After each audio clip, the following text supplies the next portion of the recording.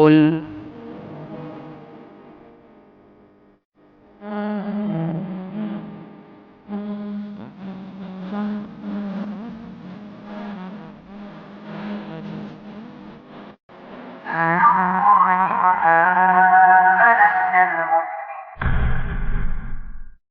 Bismillahirrahmanirrahim. Assalamualaikum warahmatullahi wabarakatuh. Innal hamdalillah nahmaduhu wa nasta'inuhu wa nastaghfiruh wa na'udzu billahi min syururi anfusina wa sayyiati a'malina. May yahdihillahu fala mudilla lahu wa may yudlil fala hadiyalah. Wa asyhadu an la ilaha illallah wahdahu la syarikalah wa asyhadu anna Muhammadan abduhu wa rasuluh. Allahumma shalli ala nabiyyina Muhammad wa ala alihi wa man tabi'ahum bi ihsan ila yaumiddin. Allahumma inna nas'aluka ilman nafi'a wa rizqan thayyiba wa amalan mutaqabbala. Puji syukur kita panjatkan pada Allah. Salawat dan salam semoga tercurah pada Nabi besar kita Muhammad sallallahu alaihi wasallam. Baik, para jamaah sekalian yang semoga senantiasa dirahmati oleh Allah Subhanahu wa taala, di kesempatan sore ini kita bersyukur pada Allah atas nikmat bisa kembali berada dalam majelis yang mudah-mudahan bawa berkah bagi kita sekalian. Intinya kita akan mengkaji lanjutan dari pembahasan harta haram muamalat kontemporer yang nantinya bisa dilihat dari cetakan ke-22. Kita mulai kelanjutan dari halaman 87. Sebelumnya kita bahas tentang jual beli darah. Sekarang pembahasan detailnya tentang hukum jual beli darah tadi di poin 2.2.2.2.3.3.1. Monggo bisa dibaca. Hukum jual beli darah. Para ulama bersepakat bahwa tidak sah jual darah yang mulai dari hasil sembelihan, karena darah tersebut hukumnya najis dan najis tidak sah diperjualbelikan. Maka kesimpulan jual darah termasuk harta haram. Dalil yang menjelaskan haramnya jual darah adalah sebagai berikut. Yang pertama, sabda Nabi Sallallahu Alaihi Wasallam, Inna Rasulullah Sallallahu Alaihi Wasallam naha an samanid dam. Rasulullah SAW melarang uang ibadah. Sebagian para ahli hadis menjelaskan maksud hadis di atas adalah uang rumah berhutang, tetapi makna hadis tersebut umum yang juga dilarang berjualan. Terus juga sabda Nabi SAW, wa inna Allah azza wa jalla idza harrama ala qaumin akla syai'in harrama samanahu. sesungguhnya Allah yang mengharamkan memakan sesuatu, berarti Allah mengharamkan juga uang hasil penjualannya. Dari riwayat Abu Daud, dari sini disebutkan dalam ayat Al-Quran, Allah juga mengharamkan darah. Ini berarti Allah juga mengharamkan menjual darah serta mengharamkan hasil penjualannya. Terus termasuk dalam hal ini haram uang hasil penjualan sate yang terbuat dari darah, sosis yang terbuat dari darah, ubi hitam yang dicampur darah. Begitu juga haram uang hasil penjualan makanan yang mengandung darah sebagai warna, seperti burger dan beberapa jenis makanan lain. Baik, kita lihat kesimpulannya. Para ulama sepakat tidak sah menjual darah yang mengalir dari sembelian, karena darah tersebut seperti telah diterangkan kemarin, darah itu termasuk najis. Dan yang namanya najis itu tidak punya nilai. Seperti disebutkan oleh Ustaz Irwandi sebelumnya, najis itu tidak punya nilai, sehingga najis tidak sah untuk diperjualbelikan. Nah, kalau ada yang memiliki harta dari hasil penjualan darah ini, jual beli darah ini, maka ini termasuk harta haram. Nah, dalil haramnya dari jual beli darah ini ada dua hadis yang disebutkan. Beliau katakan ada hadis pertama riwayat Bukhari, Rasulullah Shallallahu Alaihi Wasallam naha an samanid dam. Rasul Shallallahu Alaihi Wasallam melarang dari upah, saman, upah atau imbalan dari jual beli darah. Juga sabda Nabi Shallallahu Alaihi Wasallam, Wa inna Allaha azza wa jalla idza harrama ala qaumin akla syai'in harrama thamanahu. Jika Allah itu mengharamkan memakan sesuatu, darah haram dimakan, maka haram juga untuk diperjualbelikan. Nah, ini Ustaz Irwandi kemudian berikan contoh. Ada sate yang terbuat dari darah. Apa sate apa ini? Ada? Seandainya diolah dari darah, maka sate ini haram untuk diperjualbelikan. Ada sosis yang terbuat dari darah atau ada campuran darah, maka sosisnya juga haram untuk diperjualbelikan. Ada puding hitam macam-macam seperti itu, ada sampai pewarna. Kalau ada pada hamburger dan itu jelas dari darah, maka haram untuk diperjualbelikan. Makanannya berarti haram untuk dibeli. Begitu juga ada terbukti beberapa jenis makanan bayi. Kalau ini wallahu alam jenis makan bayi belum diketahui. Terus ada rinciannya lagi di poin 2.2.2.3.3.2. Hukum menjual makanan olahan yang mengandung protein dari plasma darah. Jadi sumbernya dari darah, hukumnya bagaimana? Dibaca lagi di bawahnya. Plasma darah adalah komponen darah berbentuk cairan berwarna kuning yang menjadi medium sel darah, di mana sel darah terbentuk.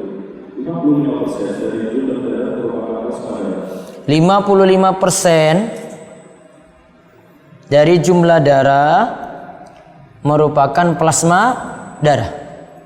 55% dari jumlah darah itu merupakan plasma darah. Terus volume plasma darah terdiri dari 90% berupa air dan 10% berupa larutan protein, glukosa, faktor koagulasi, ion mineral, hormon, dan karbondioksida. Plasma darah mengandung protein tinggi. Protein tersebut sangat mudah disangkat dari plasma darah dengan biaya yang relatif murah. Proses pembuatan protein plasma darah dimulai dari pengumpulan darah dari tempat-tempat kegagalan lalu diproses secara kimia untuk mengolah protein dari plasma darah. Oleh karena harga protein yang berasal dari plasma darah relatif lebih murah dibandingkan protein dari bahan lainnya, maka banyak perusahaan makanan olahan yang menggunakan protein dari plasma darah sebagai bahan campuran makanan produksi mereka.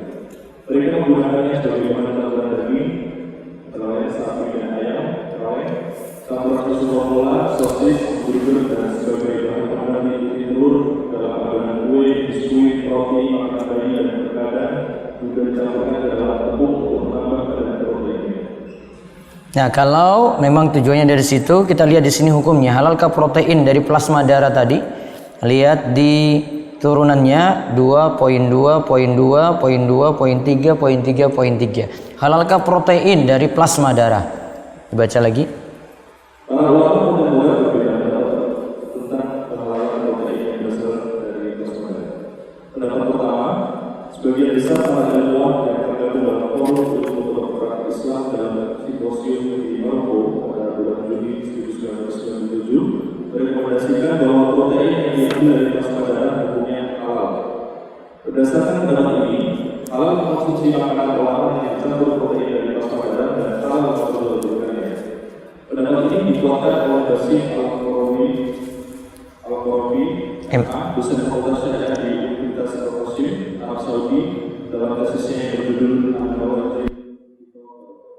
An-Nawazil fi Thahara. Dia menyatakan protein yang diambil dari plasma darah halal. Ya, sumbernya itu plasma darah. Sedangkan tadi kita bahas plasma darah itu 55% dari jumlah darah merupakan plasma darah. Berarti ada darahnya di situ. Terus alasan pendapat ini sebagai berikut. Protein yang diambil dari plasma darah seluruh sifatnya berbeda dengan sifat plasma darah. Ini menunjukkan bahwa protein tersebut merupakan wujud baru yang diubah dari plasma darah. Maka hukum protein yang telah dilepas dari plasma darah tidak lagi terkait dengan hukum darah. Akan tetapi hukumnya merupakan hukum wujud baru, yaitu protein, dan protein hukumnya halal. Jadi alasannya karena kembali ke hukum asal. Ini zat baru, maka proteinnya dihukumi halal. Terus sesuai dengan kaidah fikih bahwa seluruh najis yang telah berubah seluruh bentuk dan sifatnya menjadi benda yang suci, maka hukum benda tersebut adalah suci. Karena ini kembali ke hukum yang pernah kita bahas, ada najis yang berubah menjadi suatu zat yang baru, maka perubahan ini menjadi suci lagi seperti zat baru. Tanggapan. Nah, ini bantahannya ya. Baca. Tanggapan. Alasan pendapat ini tidak kuat karena perubahan wujud yang terjadi tidaklah sempurna. Hal ini bisa dibuktikan dengan mudah pada makanan olahan yang dicampur protein yang berasal dari plasma darah. Dapat dilihat dari warna, rasa, dan nilai gizinya pun masih menyerupai darah, dan darah hukumnya adalah haram. Nah, kesimpulannya sebenarnya dia masih membawa darah, sehingga dari nilai gizinya pun dapat dinilai seperti itu, maka hukumnya tetap masih ada kandungan darah sehingga haram untuk dikonsumsi. Lalu alasan yang lainnya lagi, ada mereka beralasan lagi yang kedua dari pendapat pertama ini, juga mereka beralasan bahwa protein tersebut andaikan masih mirip darah, akan tetapi kadarnya dalam makanan olahan sangat sedikit sekali. Dan darah dalam jumlah yang sedikit hukumnya halal, sebagaimana halalnya darah yang tersisa dalam daging dan urat hewan yang telah disembelih, di mana kadarnya sedikit sekali. Nah, lihat tanggapannya alias bantahannya. Alasan ini juga tidak kuat, karena darah yang tersisa dalam daging dan urat hewan yang telah disembelih bukanlah darah yang mengalir dan tidak mungkin dipisahkan dari daging yang hukumnya halal. Berbeda dengan darah dalam makanan olahan. Karena darah yang mengalir yang hukumnya najis sengaja diambil, kemudian sengaja dicampurkan ke dalam makanan. Taib. Nanti bisa dibedakan. Ya, nanti bisa dibedakan antara darah berdiri sendiri dengan darah yang nempel pada daging. Jadi tolong dibedakan, nanti ada dua hal ya. Pertama, darah berdiri sendiri walaupun itu jumlahnya sedikit, dengan darah yang ikut serta menempel pada daging, yang biasanya kita umumnya lihat pada daging ya. Maka untuk darah yang menempel pada daging sifatnya sedikit, dan para ulama punya kaidah dalam hal ini. Mereka nyatakan sesuatu yang berdiri sendiri berbeda dengan sesuatu yang ikut serta pada yang lain. Ya, sesuatu yang berdiri sendiri itu berbeda jika dia itu ikut serta pada yang lain. Contoh, semut. Semut itu tidak boleh dibunuh. Ya kan? Tidak boleh dibunuh, masalah itu. Namun kalau ternyata ikut serta dalam buah yang kita ambil, ternyata ada semut yang mati, itu tidak sengaja di situ, dia ikut serta, maka tidak masalah. Contoh lagi, yang berdiri sendiri dengan yang terpisah berbeda. Asalnya sesuatu yang tidak nampak, tidak jelas, itu namanya jual beli goror. Ya, jual beli goror. Maka kalau kita beli bangunan, beli rumah atau beli bangunan, pondasi itu sifatnya goror, ya kan? Tidak jelas. Namun karena dia ikut serta pondasi ini dengan bangunan tadi, ya, dengan bangunan di atasnya, maka dia ikut serta boleh untuk membeli bangunan ini beserta dengan pondasi di bawahnya. Sedangkan kalau cuma membeli bangunan tapi yang dibeli cuma pondasinya saja, maka jatuhnya goror, ada unsur ketidakjelasan.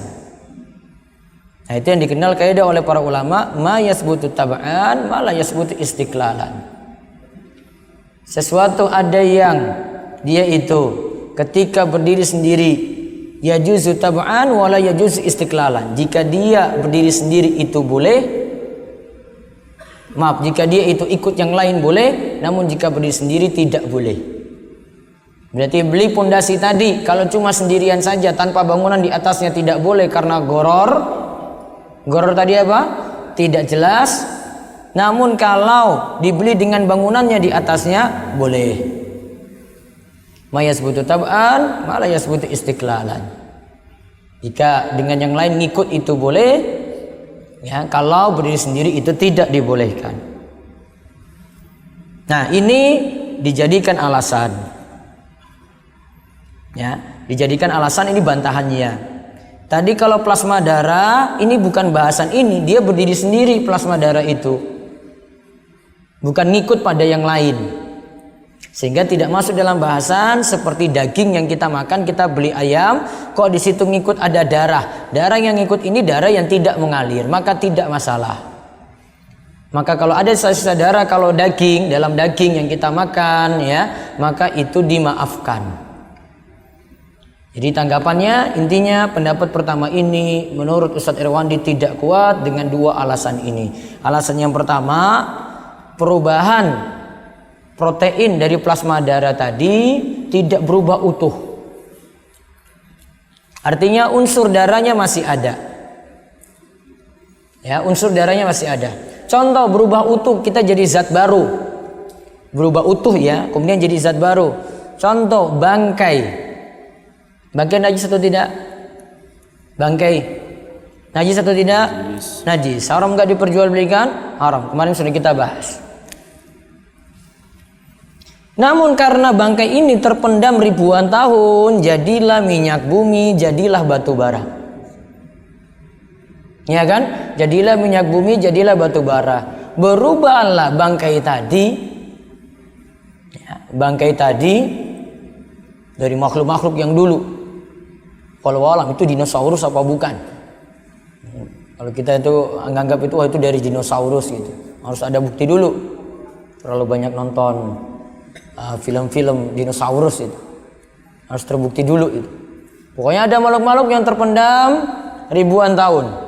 Kemudian berubah bangkai tadi, ya diolah jadilah minyak bumi, jadilah batu bara. Akhirnya dari minyak bumi tadi kita pakai bensin, solar dan seterusnya. Jadi batu bara juga jadi bahan bakar yang lainnya. Itu sudah jadi perubahan utuh. Bangkai berubah jadi apa tadi? Minyak bumi berubah jadi batu bara. Itu sudah berubah utuh ya. Kalau berubah itu ini berarti minyak bumi itu zat baru, tidak lagi sama dengan bangkai. Batu bara zat baru, tidak sama lagi dengan bangkai. Maka jual beli minyak bumi boleh, sebagaimana juga batu bara juga dibolehkan. Tidak dihukumi jual beli bangkai. Nah kalau ini tadi pembahasan ini, plasma darah masih ada unsur darah, gampangannya kayak gitu. Kemudian bantahan yang kedua, Ustadz Irwandi bedakan di sini. Ya, dalam pembahasan ini beda dengan pembahasan beli daging yang di situ ada darah. Darahnya ikutan. Karena ini plasma darah berdiri sendiri. Protein dari plasma darah itu berdiri sendiri, itu yang dimanfaatkan, maka tidak boleh. Nah, sekarang itu pendapat pertama, berarti yang pendapat halal tadi menyatakan protein dari plasma darah itu halal, ini terbantah. Kita lihat pendapat kedua. Pendapat kedua, para ulama yang tergabung dalam forum ulama fikih dan ahli medis mengharamkan protein yang berasal dari plasma darah. Pendapat ini didukung oleh Dr. Said Salam dan dikuatkan oleh Badriyah Al-Harismi MA dalam tesisnya An-Nawazil fil At'imah. Ya, terus alasan pendapat ini bahwa hukum darah yang mengalir adalah haram dan protein plasma darah itu diambil dari darah sembelihan hewan di tempat penjagalan yang sudah pasti hukumnya haram. jadi plasma darah itu diambil dari darah sembelian hewan di tempat penjagalan. Diambil plasma darah tersebut. Maka kalau darahnya jadi diambil seperti itu, darahnya najis, plasma darahnya juga najis, berarti haram untuk diperjualbelikan.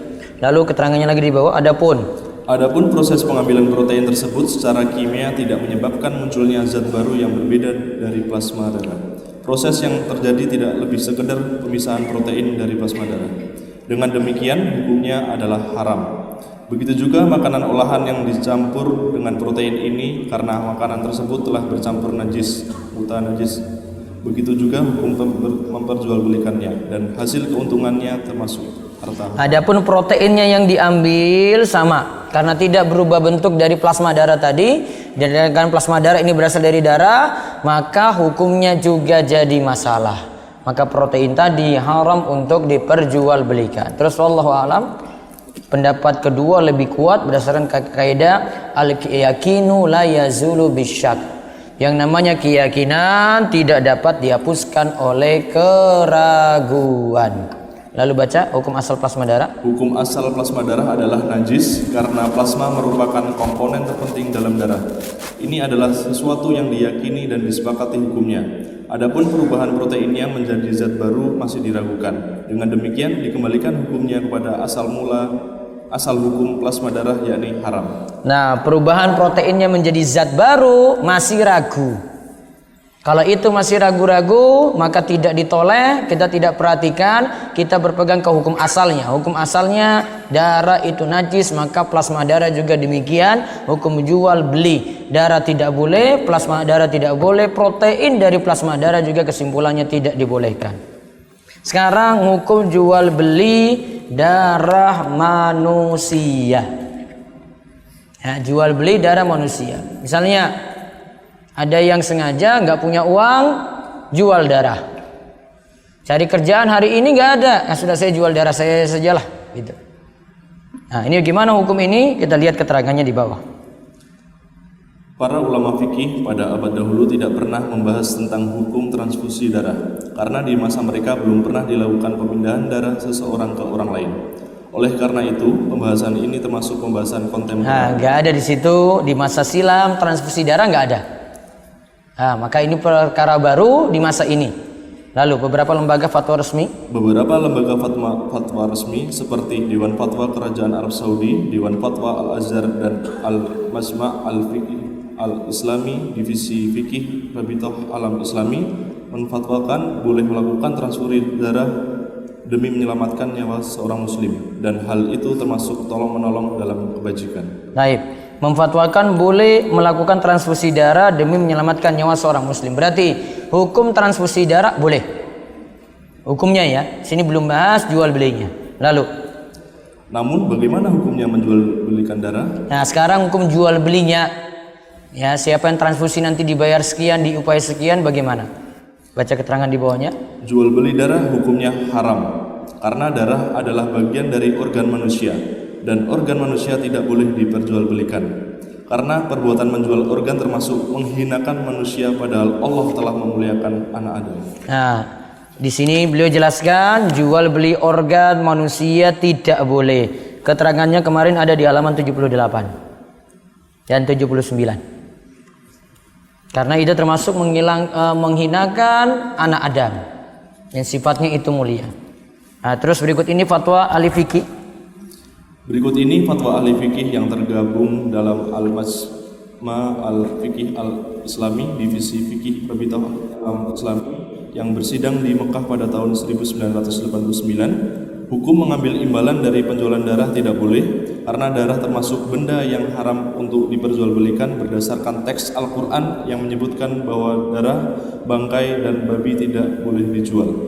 Dan hadis Nabi juga menyatakan, sesungguhnya Allah bila mengharamkan sesuatu juga mengharamkan imbalan dari penjualan sesuatu tersebut. Nah, lihat, hukum mengambil imbalan dari penjualan darah tidak boleh berdasarkan fatwa dari Al-Majma' Al-Fiqih Al-Islami. Lalu keterangan selanjutnya.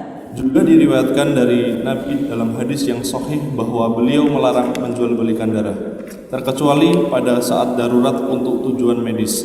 Jika tidak didapatkan orang yang mau mendonorkan darahnya kecuali dengan imbalan, maka dalam keadaan darurat yang haram boleh dilakukan. Dengan demikian, beli boleh memberikan bayaran darah dan dosanya ditanggung penjual. Nah, itu di garis bawahi ya. Pembeli boleh memberikan bayaran karena dia butuh. Dia butuh beli darah. Penjual dosa. Ya, jadi halal bagi si pembeli karena butuh, haram bagi si penjual karena tidak boleh jual beli darah tadi. Terus. Namun tidak mengapa memberikan uang penghargaan dalam bentuk hibah atau hadiah sebagai pendorong orang-orang untuk giat melakukan donor darah demi kemanusiaan. Hal ini dibolehkan karena termasuk dalam akad hibah dan bukan jual beli. Nah, di sini coba kita baca ulang. Terkecuali pada saat darurat untuk tujuan medis. Jika tidak didapatkan orang yang mau mendonorkan darahnya kecuali dengan imbalan, maka dalam keadaan darurat hal yang haram boleh dilakukan. Nah, ini masuk kaidah ad-daruratu tubihul mahdzurat. Keadaan darurat membolehkan sesuatu yang diharamkan. Dengan demikian, pembeli boleh memberikan bayaran harga darah. Ya, dosa si penjual. Namun tidak mengapa memberikan uang penghargaan dalam bentuk hibah. atau hadiah sebagai pendorong orang-orang untuk melakukan donor darah tadi. Hal ini dibolehkan karena termasuk dalam akad hibah dan bukan jual beli. Ya. Ya. Ini saya pakai dua.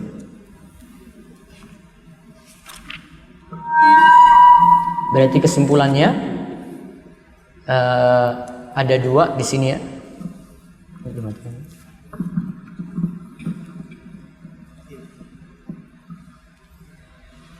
Kesimpulannya di sini ada dua. Ini nggak usah, Pak. Yang ini nggak usah. Ya, kesimpulannya ada dua. Yang pertama, kalau cuma sekadar menjualnya, namun tidak dalam keadaan darurat tidak boleh. Namun kalau dalam keadaan darurat dibolehkan. Ya, kalau dalam keadaan darurat dibolehkan, apalagi di sini yang disebutkan terakhir untuk donor darah kemanusiaan. Karena boleh jadi dibutuhkan darah dalam jumlah banyak, misalnya dalam mengatasi korban-korban, dan tidak bisa diselesaikan hal ini kecuali dengan jual beli, maka keadaan darurat membolehkan sesuatu yang diharamkan. Wallahu a'lam. Jadi kesimpulan dari fatwa yang terakhir tadi membolehkan jika kondisi darurat. Sekarang kita masuk setelah darah, jual beli anjing. Ini di poin 2.2.2.2.3.4. Ini setelah pembahasan darah ya. Nah, yang pertama akan dibahas tentang jasad anjing itu najis. Yang kedua, ini tentang pembahasan menjual anjing piaraan. Yang ketiga, memelihara anjing untuk berburu. Yang keempat, memelihara anjing untuk jaga rumah. Kita lihat 4 hukum terkait ini. Dibaca. Jasad anjing termasuk najis. Dalam hal ini terdapat perbedaan pendapat ulama. Pendapat pertama, mayoritas para ulama, yaitu ulama mazhab Hanafi, Syafi'i, dan Hambali, mengatakan bahwa jasad anjing adalah najis. Bila menyentuh pakaian wajib dicuci, khusus jilatan lidahnya dibasuh 7 kali, salah satunya dengan tanah. Ya, dia mayoritas ulama Hanafi, Syafi'i, Hambali menyatakan jasad anjing seluruhnya itu najis. Bila menyentuh pakaian wajib dicuci. Khusus jilatan lidahnya maka dibasuh 7 kali. Salah satunya dengan tanah. Berarti rinciannya 2 kalau menurut jumhur ulama. Seluruh jasadnya itu najis. Yang pertama, kalau nyentuh pakaian, pakaiannya dicuci. Di sini tidak pakai aturan 7 kali. Dia tadi nyentuh pakaian ya, nyentuh pakaian, bukan jilat pakaian, nyentuh pakaian. Maka di sini wajib dicuci pakaian tadi. Sarung bapak ketika pergi ke masjid ditarik-tarik anjing, maka sarung itu wajib dicuci, namun tidak pakai syarat 7 kali. Sekarang khusus jilatannya, lidahnya. Kalau tadi berarti selain lidah ya, maaf. Tadi selain lidah ya. Misalnya anjingnya nyentuh sarung dengan kakinya. Nah, yang kedua, jilatan anjingnya. Kalau jilatan anjingnya nanti dibasuh 7 kali, salah satunya dengan tanah. Kita lihat landasannya. Landasan pernyataan tersebut adalah hadis Nabi SAW. Tuhuru ina yahadikum idza walagal kalbu fihi ayaksilahu sab'a marratin ulahunna biturabi. Hadis riwayat Muslim. Dibaca artinya. Apabila seekor anjing memasukkan lidahnya ke dalam bejana kalian yang berisi air, hendaklah ia sucikan bejana tersebut dengan cara membasuhnya sebanyak 7 kali. Yang pertama kalinya haruslah dengan tanah. Hadis riwayat Muslim. Terus lihat keterangannya di bawah. Nabi SAW memerintahkan untuk mensucikan bejana yang dijilat anjing dengan 7 kali basuhan, dan perintah ini untuk mensucikan bejana. Ini berarti air ludah dan mulut anjing adalah najis. Bila mana mulut anjing najis, padahal mulut adalah bagian tubuh yang mulia, apalagi bagian tubuh yang lainnya. Nah, kalau dalam mazhab Syafi'i termasuk ya, mulut najis. Terus air ludahnya najis. Air ludah najis, mulut najis. Kalau bagian ini najis, maka ini bagian mulia padahal. Karena kalau kita manusia makan itu dari situ. Kalau ini sudah bermasalah, maka para ulama yang tadi jumhur tadi katakan seluruh jasadnya juga dihukumi najis. Jadi najisnya semua karena pengkiasan.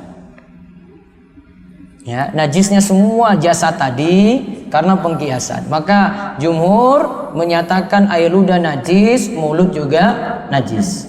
Lalu pendapat kedua.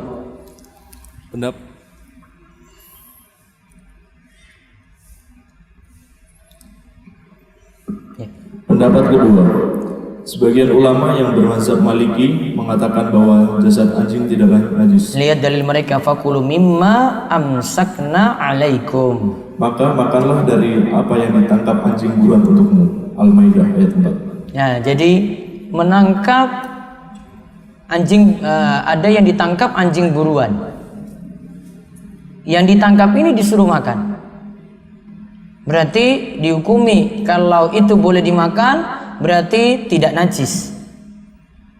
Dan dianggap jasadnya tidak najis pula untuk anjing tersebut. Nah, sekarang Allah membolehkan penjelasannya dari pendapat mereka ulama Maliki. Allah membolehkan memakan hewan buruan hasil tangkapan anjing, sedangkan anjing menangkap hewan buruan tersebut dengan taringnya.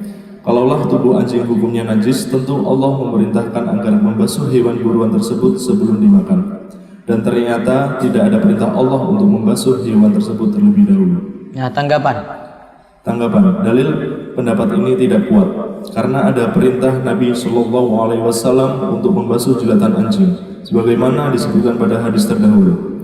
Maka hadis yang memerintahkan membasuh jilatan anjing terlebih dahulu mentakyid kemutlakan dalam ayat ini. Mentakyid artinya mengkhususkan ayat tadi.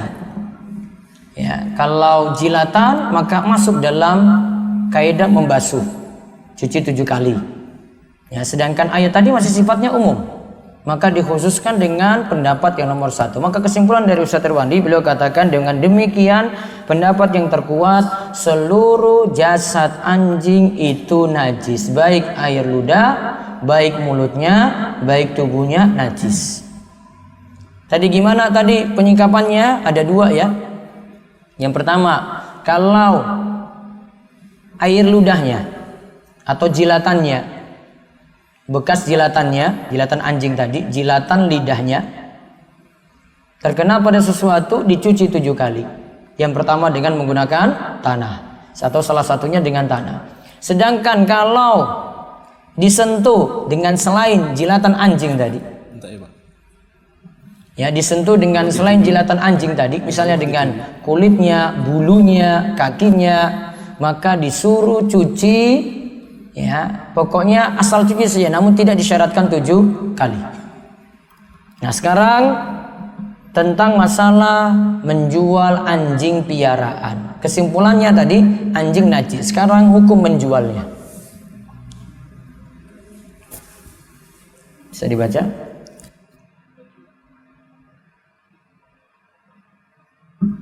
Menjual anjing piaraan. Karena anjing adalah najis, maka haram dijadikan sebagai hewan piaraan. Nabi Shallallahu Alaihi Wasallam telah menjelaskan bahwa orang yang menjadikan anjing sebagai piaraan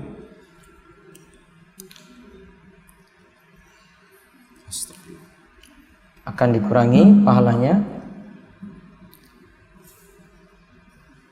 Nabi Shallallahu Alaihi Wasallam telah menjelaskan bahwa orang yang menjadikan anjing sebagai piaraan akan dikurangi pahalanya setiap hari sebanyak 1 kilo. Ukuran berat di masa dahulu dalam ukuran sekarang itu sekitar 0,18 gram.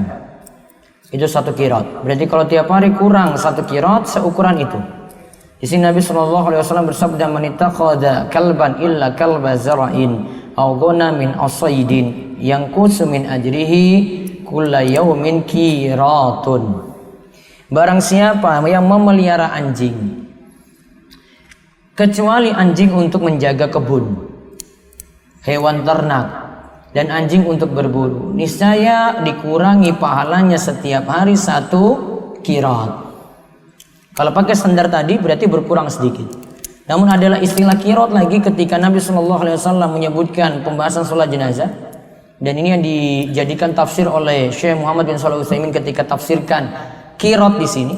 Kirot itu di istilah sholat jenazah, pahala kirot itu pahala satu gunung Uhud, gunung yang besar. Berarti kalau pakai istilah hadis lain, maka kalau berkurang satu kirot berarti berkurang pahalanya yang banyak. Kalau pakai standar 0,18 gram tadi berarti berkurang sedikit demi sedikit. Namun kalau pakai standar kirot itu satu gunung Uhud berarti ya pahalanya itu berkurang dalam jumlah banyak setiap harinya. Terus dan karena anjing adalah najis, maka hukum memperjualbelikannya adalah haram. Tadi sudah disebutkan ya, jasad anjing itu najis. Hal ini disebabkan tidak terpenuhnya salah satu syarat sah jual beli, yaitu bahwa objek jual beli haruslah benda suci. Dengan demikian uang hasil jual beli anjing, penjualan anjing termasuk harta haram. Berarti kembali ke judul tadi, kalau ini anjing piaraan jual belinya bagaimana kalau gitu? Haram. Dan ini sesuai dengan sabda Nabi Shallallahu Alaihi Wasallam yang diriwayatkan oleh Abu Mas'ud Al Ansari. Inna Rasulullah Sallallahu Alaihi Wasallam naha an samanil kalbi. Rasulullah Sallallahu Alaihi Wasallam melarang upah jual beli anjing. Hadis ini diriwayatkan oleh Imam Bukhari. Kesimpulannya, jual beli anjing termasuk anjing piaraan tidak dibolehkan, walaupun itu anjing impor. Ya, walaupun itu anjing impor dari negara manapun, tidak dibolehkan dalam hal ini. Terus yang berikutnya, gimana kalau melihara anjing untuk berburu, menjaga kebun, dan menjaga hewan ternak? Para ulama telah sepakat bahwa boleh memelihara anjing yang digunakan untuk berburu, untuk menjaga kebun, dan untuk menjaga hewan ternak jika memang dibutuhkan. Jadi ini dalam keadaan butuh ya. Namun ingat, kalau tujuannya tiga ini, berburu, menjaga kebun, menjaga hewan ternak, ini semuanya ditaruh di luar rumah. Kita lihat sabda Nabi Shallallahu Alaihi Wasallam, "Man ittakhadha kalban illa kalba zar'in, aw ghanamin, aw saydin, yanqus min ajrihi kulla yawmin qiratun." Baca. Barang siapa yang memelihara anjing kecuali anjing untuk menjaga kebun, hewan ternak, dan anjing untuk berburu, niscaya dikurangi pahalanya setiap hari 1 kirot. Niscaya dikurangi pahalanya setiap hari 1 kirot. Jadi yang dibolehkan cuma untuk menjaga kebun, hewan ternak, dan anjing untuk berburu. Nah sekarang gimana hukum jual beli anjing tadi kalau untuk 3 tujuan ini? Baca lagi di bawahnya. Dan karena anjing adalah najis, maka hukum memperjualbelikannya adalah termasuk dalam hal ini dibolehkan melihara anjing. Di bawahnya lagi di paragraf termasuk dalam hal ini setelah hadisnya sama. Dengan demikian uang hasil peliharaan anjing termasuk harta haram sesuai dengan sabda Nabi. Di bawahnya lagi. Tadi terlewat. Saya sudah baca tadi. Termasuk dalam hal ini di bawahnya. Termasuk dalam hal ini dibolehkan memelihara anjing pelacak karena kebutuhan akan anjing pelacak dalam mengungkap beberapa kasus kejahatan seperti penyelundupan barang terlarang atau narkoba, mengungkap pelaku sebuah kejahatan kriminal, dan lain-lain, hingga saat ini masih dominan. Terus bahkan kebutuhan akan anjing pelacak lebih utama karena kebutuhan akan anjing penjaga hewan ternak hanya untuk menjaga keamanan dan harta pribadi, sedangkan kebutuhan anjing pelacak untuk menjaga keamanan dan harta orang banyak. Nah sekarang kesimpulannya berarti anjing-anjing tadi dengan tujuan itu memeliharanya ini masih dibolehkan. Dengan 3 tujuan tadi, ada contoh baru lagi, anjingnya untuk pelacak. Anjing pelacak juga berarti dibolehkan karena jaga hewan ternak saja boleh. Padahal itu cuma jaga harta pribadi, yaitu hewan ternak, apalagi untuk kepentingan maslahat umum. Lalu poin selanjutnya, melihara anjing untuk menjaga rumah dapat dikiaskan dengan anjing penjaga kebun. Apakah dibenarkan atau tidak? Namun kesimpulan tadi, wallahu alam, kalau dari pendapat Syekh As-Sa'di, di sini beliau tidak menambahkan, Ustaz Irwandi tidak tambahkan di sini. Sekarang beli anjing untuk tujuan ini. Tadi berarti untuk tujuan berburu, untuk jaga kebun, untuk jaga hewan ternak, terus untuk anjing pelacak. Walau alam yang saya pahami dari pembahasan Syekh As-Sa'di di dalam kitab tafsirnya, beliau katakan kalau boleh dimanfaatkan maka boleh untuk diperjualbelikan. Berarti kalau untuk tujuan tadi boleh untuk jual beli. Ya, sekarang memelihara anjing untuk jaga rumah, apakah sama dengan memelihara anjing untuk jaga kebun? Lihat di pembahasan di bawahnya. Mayoritas para ulama fikih mengharamkan memelihara anjing penjaga rumah dan tidak dapat dikiaskan dengan anjing penjaga kebun. Karena terdapat perbedaan antara anjing penjaga kebun dan anjing penjaga rumah, di mana anjing penjaga kebun tidak akan mengganggu orang, karena biasanya perkebunan jauh dari tempat perumahan. Berbeda dengan anjing penjaga rumah yang biasanya sering mengganggu orang-orang yang lewat di jalanan umum di depan rumah tersebut. Terutama sekali para tetangga yang sering lalu lalang di depan rumah tersebut dan mengganggu kaum muslimin khususnya tetangga termasuk dosa. Nah, anjingnya gonggong-gonggong terus. Kita nggak salah apa-apa dikejar. Cuma lewat saja dikejarnya bukan main. Akhirnya ada yang duduk-duduk gitu mau lempar batu, anjingnya kabur. Ada anjing nggak pakai aturan kayak gini lagi, pokoknya kejar-kejar aja sudah. Ya. Maka dia memelihara malah ganggu tetangga kanan kiri. Bahkan mengganggu orang-orang yang lewat di situ, memudaratkan orang. Terus, ini masuk dalam hadis yang disebutnya oleh Imam Muslim berikut ini. Imam Muslim berkata, bab menyakiti tetangga hukumnya haram. Kemudian beliau menyebutkan hadis Nabi Shallallahu Alaihi Wasallam dari Abu Hurairah radhiyallahu anhu. Nabi Shallallahu Alaihi Wasallam bersabda, la yadkhulul jannata man la ya'manu jaruhu bawa'iqah. Tidak masuk surga orang yang menyakiti atau menzalimi tetangganya. Nah, berarti kalau anjingnya seperti ini malah ganggu tetangga, berarti tidak dibolehkan. Terus bila mana dibolehkan? Bila mana dibolehkan memelihara anjing untuk penjaga kebun dan ternak serta untuk melacak jejak kejahatan, apakah dibolehkan menjual beli anjing untuk keperluan tersebut? Para ulama berbeda pendapat tentang. Nah, sekarang kita bahas yang tadi saya sempat singgung. Kalau tadi berarti kalau untuk jaga rumah tidak boleh karena nanti mengganggu orang lain. Sekarang tentang masalah tadi yang disinggung jual belinya. Harusnya beliau kasih judul baru lagi di sini. Hukum jual beli anjing untuk anjing pelacak, untuk jaga kebun dan untuk jaga hewan ternak. Nah, para ulama berbeda pendapat tentang hal ini. Sini ada pendapat pertama dan ada pendapat kedua. Nah, berarti ada dua pendapat. Baca. Pendapat pertama, para ulama mazhab Hanafi membolehkan menjual anjing untuk keperluan yang mubah. Mereka berdalil dengan sabda Nabi SAW, Rasulullah SAW naha an samanil kalbi wasinnauri illa kalbi saydin. Baca artinya. Rasulullah SAW melarang uang hasil penjualan anjing dan kucing kecuali anjing untuk berburu. Nah, tanggapannya hadis ini tidak sahih, didhaifkan oleh Imam Nawawi, juga oleh Imam Ibnu Hajar Al-Asqalani, bahkan Imam Nasai sendiri merawikannya mengatakan hadis ini mungkar. Berarti pendapat yang membolehkan lemah. Berarti tadi yang saya singgung pendapatnya dari Syekh As-Sa'di, nah bisa jadi backgroundnya dari pendapat ini, maka pendapat yang lemah karena berdasarkan hadis mungkar. Namun kalau pakai kaidah tadi yang saya sebutkan, sesuatu yang boleh dimanfaatkan berarti boleh diperjualbelikan. Karena bagaimana mungkin dimanfaatkan kalau tidak dengan jalan jual beli? Nah, itu jadi alasan yang lainnya lagi. Namun di sini Ustaz Irwandi tidak setuju. Beliau katakan di sini bermasalah. Terus ada pendapat kedua dari pendapat kebanyakan ulama. Dibaca. Pendapat kedua, mayoritas para ulama mazhab Maliki, Syafi'i dan Hambali mengharamkan uang hasil penjualan anjing berdasarkan sabda Nabi SAW. Inna Rasulullah sallallahu alaihi wasallam naha an samanil kalbi. Rasulullah SAW melarang uang hasil penjualan anjing. Hadis riwayat Bukhari. Maka larangan menjual anjing kalau pendapat kedua itu secara mutlak. Berarti mencakup anjing untuk jaga kebun, anjing untuk ternak, anjing untuk berburu, berarti anjing untuk pelacak.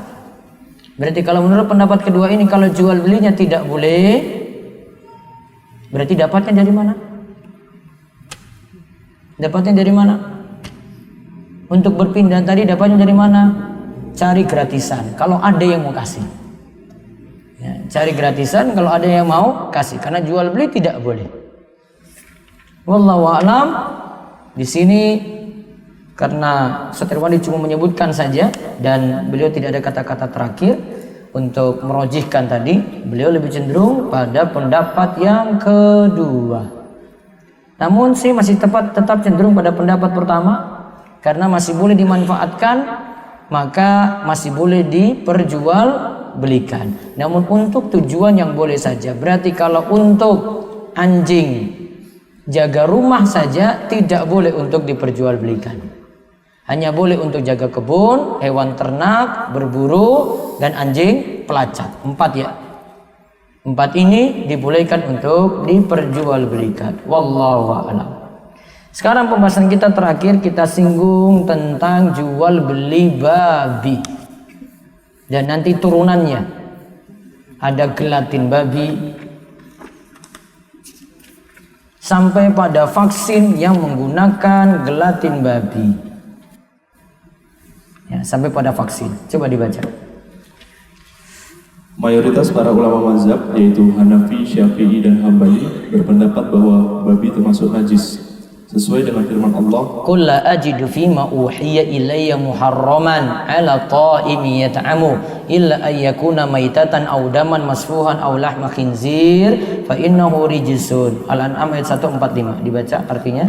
katakanlah, tiadalah aku peroleh dalam wahyu yang diwahyukan kepadaku sesuatu yang diharamkan bagi orang yang hendak memakannya, kecuali kalau makanan itu bangkai atau darah yang mengalir atau daging babi, karena sesungguhnya babi itu kotor. Dalam ayat di atas Allah menekankan bahwa babi adalah kotor, dan kotor dalam bahasa fikih berarti najis. Terus juga hukum najisnya babi dikiaskan dengan anjing. Sebagaimana anjing adalah najis, begitu juga dengan babi. Padahal anjing lebih baik dari babi dari sisi terdapat manfaat pada anjing untuk berburu, menjaga kebun, dan mengungkap tindak kejahatan atau pelacak. Dengan demikian, tidak dibolehkan menjual babi karena babi termasuk najis dan karena Rasulullah telah mengharamkan menjual babi. Nah, alasannya tadi pakai alasan logis juga. Masih mending itu anjing dibanding babi. Kalau anjing masih punya manfaat. Apa tadi manfaatnya? Jaga kebun, jaga hewan ternak, berburu. Babi emangnya bisa apa? Ya, mau jaga rumah gitu? Nah, nggak bisa. Mau jaga kebun? Nggak bisa juga. Mau jaga hewan ternak? Nggak bisa juga. Berburu siapa? Ya, malah mungkin dia kabur duluan nanti. Kalau anjing bisa, dia itu ada manfaatnya. Maka kalau anjing saja tidak boleh, anjing saja ini kita pembahasannya ini najis, maka apalagi babi. Maka kemarin yang telah kita singgung ketika pembahasan kulit, ya pembahasan kulit, walaupun dari teks hadis itu membahas masalah anjing, ulama Syafi'iyah menyinggung juga masalah babi. Karena dalilnya itu kias. Kalau anjing saja masalah, apalagi babi? Itu namanya kias aulawiyah. Aulawiyah itu maksudnya kalimatnya, kalau yang ini haram, apalagi yang ini. Ya. Jadi bandingkannya yang rendah untuk yang tinggi. Kalau yang ini tidak boleh, apalagi yang ini. Ya. Contoh misalnya kias aulawiyah tadi. Ya. Dengan kias apalagi kalau bahasa bebasnya ya. Contoh dalam ayat Al-Quran, fala taqul lahuma uffin. Anak tidak boleh mengatakan pada orang tua saja tidak boleh. Apalagi sampai maki orang tua, apalagi sampai memukul orang tua. Cukup disebutkan yang rendah saja. Untuk melarang yang lebih parah daripada itu. Ayat nggak usah sebut yang rinci-rinci. Nggak usah detailkan lagi. Oh, mukul nggak boleh, mencaci nggak boleh. Oh, nggak perlu. Dia cukup sebut yang rendah saja. Kalau ini tidak boleh, maka yang lebih tinggi daripada itu lagi tidak boleh. Nah, pengkiasan babi ini namanya pengkiasan aulawiyah tadi. Apalagi babi. Kalau anjing saja najis, apalagi babi. Kemudian Nabi SAW bersabda, Inna Allah wa Rasulahu harama bai'al khamri wal maitati wal kinzir wal osnam. Dibaca. Sesungguhnya Allah dan Rasulnya telah mengharamkan menjual arak, bangkai, babi, dan berhala. Hadis riwayat Bukhari dan Muslim. Ini berarti bahwa uang hasil penjualan babi merupakan harta haram. Nah, hasil jual beli anjing, babi, harta haram sebagaimana jual beli anjing tadi. Maka tidak boleh seorang muslim memelihara babi kemudian diperjualbelikan. Namun karena faktor ekonomi menggiurkan jual babi tadi, beberapa orang muslim jual beli babi tadi. Dia memelihara. Nah, kemudian dia jual beli itu. Ini tidak boleh. Nah, kesimpulannya seperti itu. Sekarang hukum pemanfaatan organ babi. Dibaca lagi. Para ulama sepakat bahwa organ babi yang mati termasuk kulitnya adalah najis dan tidak suci dengan cara disamak. Nah, untuk kulitnya seperti kita bahas untuk kulit anjing kemarin, najis. Walaupun itu diproses, diolah, dikeringkan, disamak, tetap hukumnya najis. Maka kulit babi dan kulit anjing diolah dengan cara apapun, pokoknya hasil akhirnya najis. Maka kulit anjing atau babi tidak bisa jadi ikat pinggang, tidak boleh jadikan tas, tidak boleh dengan pemanfaatan lainnya. Terus bila seluruh organ babi, Bila seluruh organ babi adalah najis, maka organ babi tersebut haram dimasukkan ke tubuh manusia, seperti memasukkan insulin babi ke tubuh manusia. Begitu juga haram memperjualbelikannya. Akan tetapi, bila salah satu organ babi tersebut telah berubah wujud menjadi bentuk zat yang lain disebabkan oleh proses kimiawi, apakah hukumnya juga tetap haram? nah ini nanti ada dua rincian. Pertama gelatin babi, yang kedua vaksin yang mengandung gelatin babi, sampai nanti hukum lemak babi. Tiga hal ini insya Allah kita bahas di pertemuan berikutnya, termasuk hukum vaksin nantinya.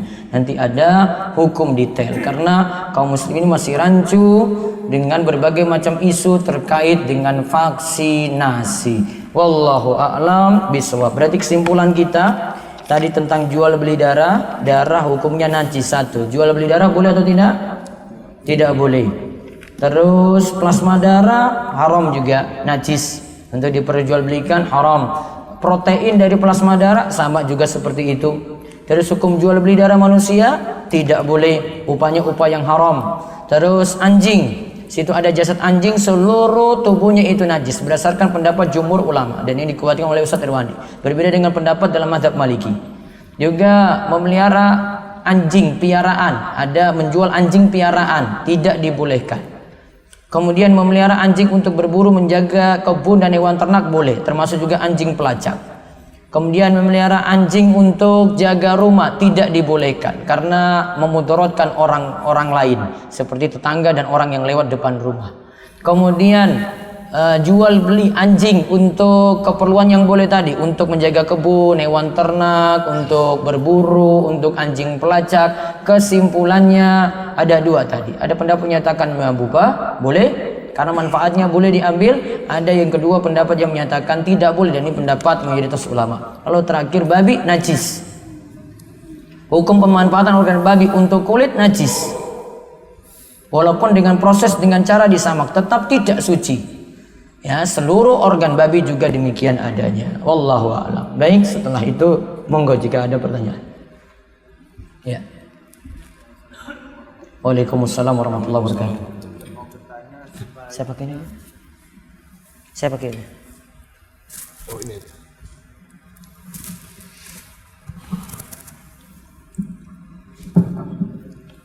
Sebaiknya kalau kita itu donor darah biasanya mendapatkan bingkisan gitu kan, seperti mendapatkan susu atau kue-kue gitu, sebaiknya diambil atau tidak usah? Kalau melihat dari tadi untuk tujuan kemanusiaan berarti boleh dimanfaatkan. Berarti sah-sah saja, apalagi itu suplemen yang diberikan untuk orang-orang yang nyumbang darah. Wallahu a'lam. Jadi untuk tujuan kemanusiaan boleh. Misalnya ada donor darah massal, dan ini untuk menangani korban tertentu di situ. Banyak yang butuh darah.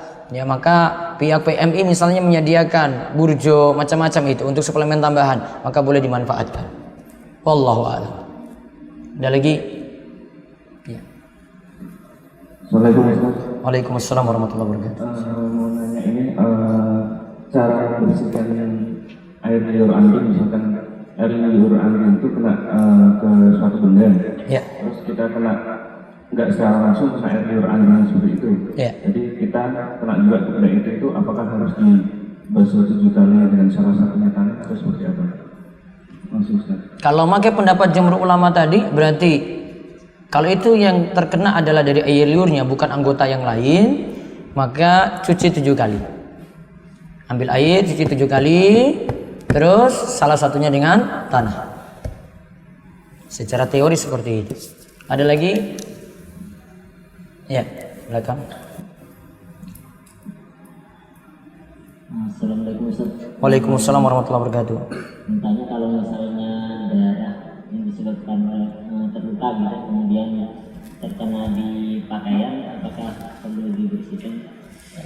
Pembahasannya darah dirinci jadi 2. Jika darah itu banyak, ya seperti tadi ya, darah luka itu banyak maka najis. Kalau darahnya cuma sedikit saja, cuma terkena kecil saja karena tangan yang luka terkena baju, maka ma'fu, dimaafkan. Dan ini juga jadi pendapat dalam mazhab Syafi'i. Mazhab Syafi'i membedakan darah yang sedikit dengan darah yang banyak. Kalau darah yang sedikit termasuk darah yang dimaafkan. Ada lagi? Baik.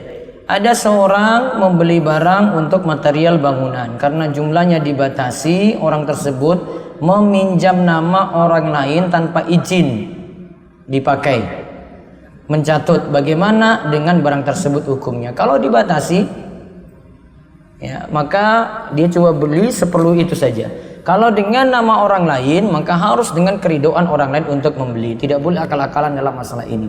Takut ini termasuk hila, pengelabuan, tipu daya, dan ini tipu daya pengelabuan dalam jual beli tidak dibolehkan. Wallahu a'lam. Ada lagi? Nggih. Assalamualaikum warahmatullahi wabarakatuh. Waalaikumsalam warahmatullahi wabarakatuh. Yang saya tanyakan ini misalnya ada perusahaan A itu memberangkatkan umroh gratis. Nggih. Kemudian karyawan dari perusahaan A itu ternyata menjual kupon umroh gratis itu kepada seseorang. Sebenarnya perusahaan itu memberangkatkannya gratis, tapi karyawannya itu menjualnya itu menjual kupon kepada orang lain. Nah, itu hasil penjualannya gimana? Boleh atau tidak? Baik. Secara keridhaan dari perusahaan tersebut, apakah membolehkan untuk kupon itu dijual ataukah tidak? Kalau dari izin bosnya misalnya yang beri itu dibolehkan, maka tidak masalah. Namun kalau misalnya sudah ditetapkan yang berangkat cuma kamu saja, nggak boleh kamu wakilkan pada yang lain, tidak boleh jual pada yang lain, berarti dia langgar aturan. Al muslimuna ala syurutihim. Seorang muslim memenuhi syarat yang sudah ditetapkan. Jadi tergantung nanti keridhoannya, maka dia harus bertanya kepada manajernya, bosnya, apakah dibolehkan seperti itu ataukah tidak. Kalau dibolehkan berarti bebas. Wallahu a'lam. Ada lagi? Sekarang ada teknologi darah manusia dipisahkan menjadi plasma dan dibuat untuk perawatan kecantikan seperti pengurangan lemak di perut dan pengobatan untuk kerontokan rambut. Apakah sebenarnya dibolehkan? Tadi ini seperti yang disinggung oleh Ustadz Irwandi tadi. Ini plasma darah dari darah tadi, maka secara hukum tidak boleh. Ada seorang membeli barang, maaf tadi darah yang diambil dari tubuh sendiri dan kembali disuntikan ke tubuh sendiri. Darah diambil dari tubuh sendiri, dikeluarkan berarti dari sesuatu yang masalah. Kalau dia berdiri sendiri, kalau dalam tubuh nggak masalah. Kalau dikeluarkan, nah itu baru jadi masalah ini. Namun nanti pembahasan rincinya, namun secara asal tidak dibolehkan. Ada seorang membeli barang untuk material bangunan karena jumlahnya dibatasi. Sudah tadi orang tersebut meminjam nama orang lain tanpa izin dipakai. Bagaimana dengan barang tersebut hukumnya? Kalau tadi ya ada pengelabuan tidak dibolehkan. Ada lagi?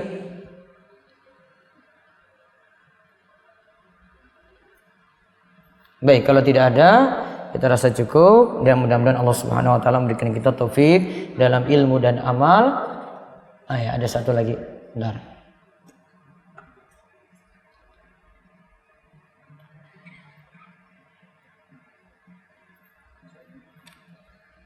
Bagaimana hukum apa ini? memesan mungkin ya. Hiasan dinding wayang yang terbuat dari kayu. Nanti bisa dicek di pembahasan jual beli makhluk bernyawa di sini. Dan cari-cari di buku ini ada pembahasan detailnya juga. Saya pernah lihat sini, sebentar. Yang takutnya jual beli objek yang bermasalah.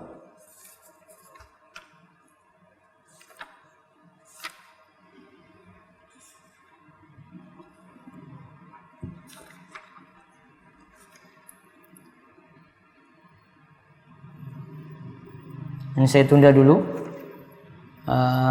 karena ada rincian tentang hal itu. Allahu a'lam bishawab. Ya, demikian yang bisa kita bahas untuk sore hari ini. Mudah-mudahan dapat taufik dan hidayah, dan Allah senantiasa memberikan kita kehalalan dan dijauhkan dari harta-harta yang diharamkan. Demikian kami cukupkan. Kita tutup dengan doa kafaratul majlis. Subhanakallahumma bihamdika asyhadu an la ilaha illa anta astaghfiruka wa atubu ilaik. Assalamualaikum warahmatullahi wabarakatuh.